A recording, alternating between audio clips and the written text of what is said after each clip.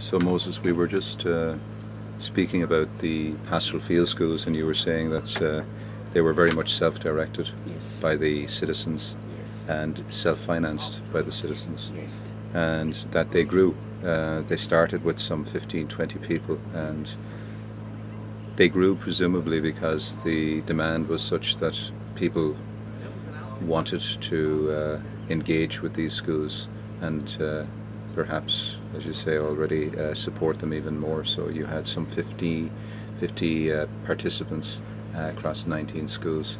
So you're talking about hundreds and hundreds of people.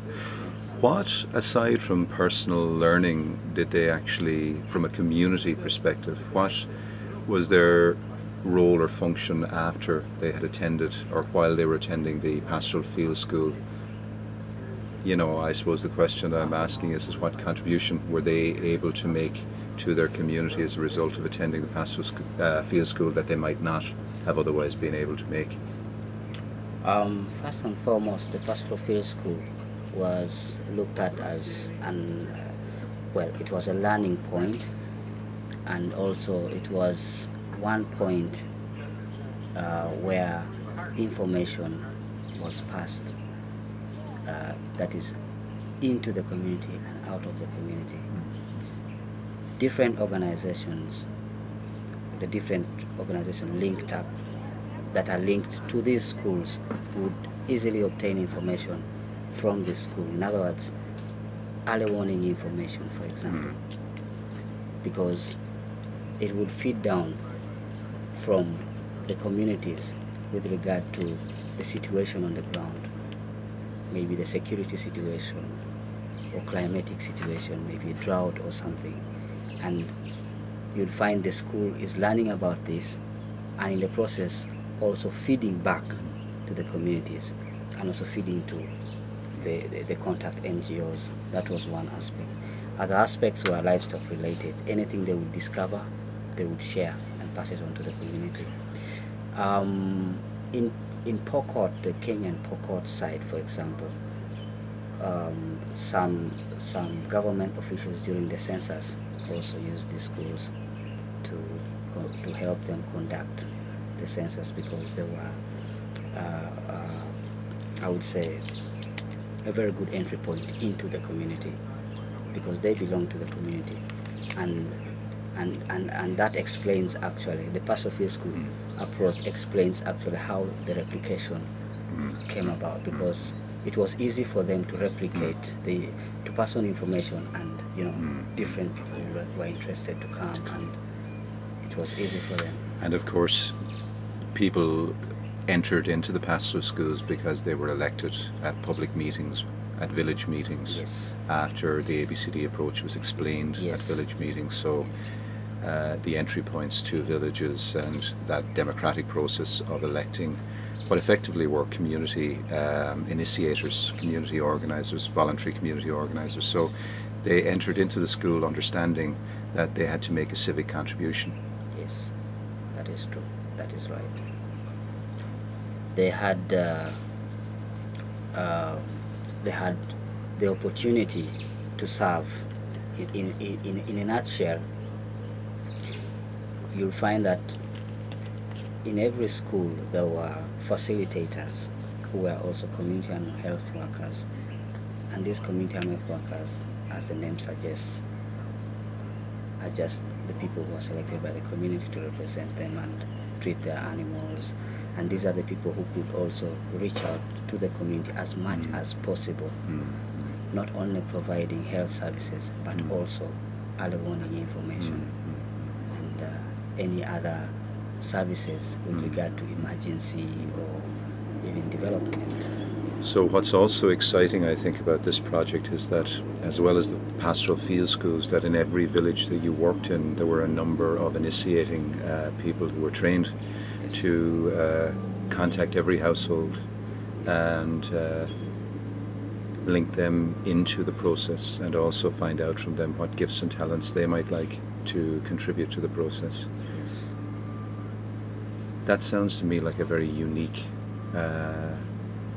experience in Pokot. Did people find it strange, given that they had experienced NGOs before this, just focusing on their needs and treating them like clients, or how do they react?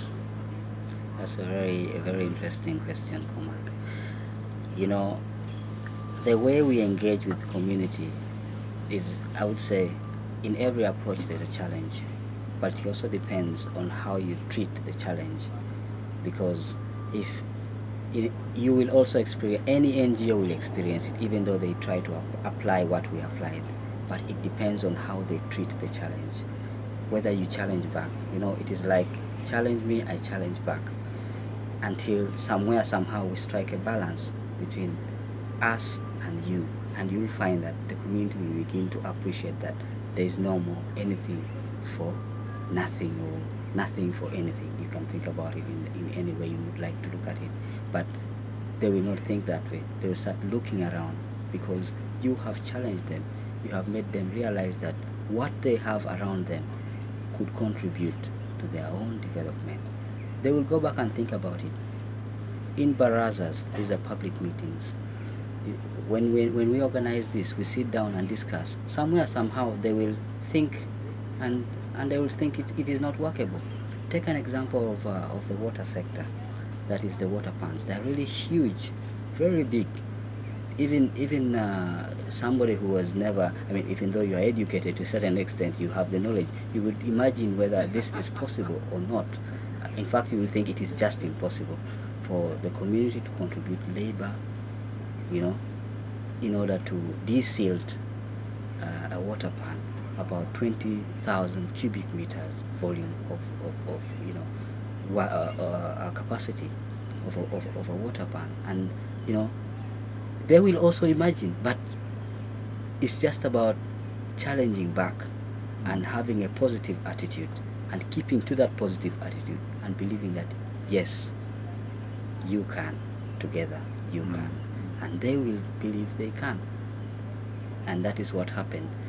In a while, we suggested, all right, since you say you don't have tools and you can provide the labor, supposing we provide some tools and we see whether it will work.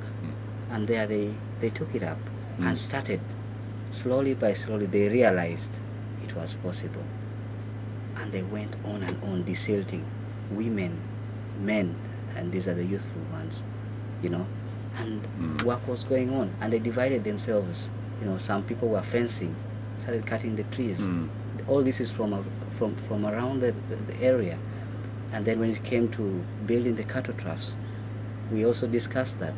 Don't you have sand around? What other materials do we need? Gravel. They also have this. These areas are not that fertile. They have all these materials around. And they looked at all the resources coming from them. And they started contributing slowly by slowly. And they realized everything was workable. And that means even without the NGOs, this community can now begin thinking. In other words, they have been enlightened and so empowered in a way that they will think, if NGOs or government take their time to come and rescue them, or if they really need help, why should, I mean, if they need something, I mean, needing if they need an activity or water or whatever, they do not need to go to government. They can begin pooling their own resources. I believe our own problem as NGOs and other development actors is that, you know, we tend to impose, and sometimes we fear. We sometimes think maybe the community will not be able to do this. So and you know, being a project, maybe you're looking at time and you're saying before we know it, the project will have ended. So probably you rush in and you provide everything for the community, and well and good, but it's not sustainable. When you leave, the community has benefited. When you come back 1 year later, everything has broken down. The community is no longer maintaining it because they didn't own it. But if we use the ABCD approach, you will find that, you know, you go step by step, empowering the community. Somewhere, somehow, even though you left, the community will think twice. Who is coming to our aid if it is not us? Who is coming to our development if it is not us? Why should we wait for somebody to help us? Why don't we take a lead? And because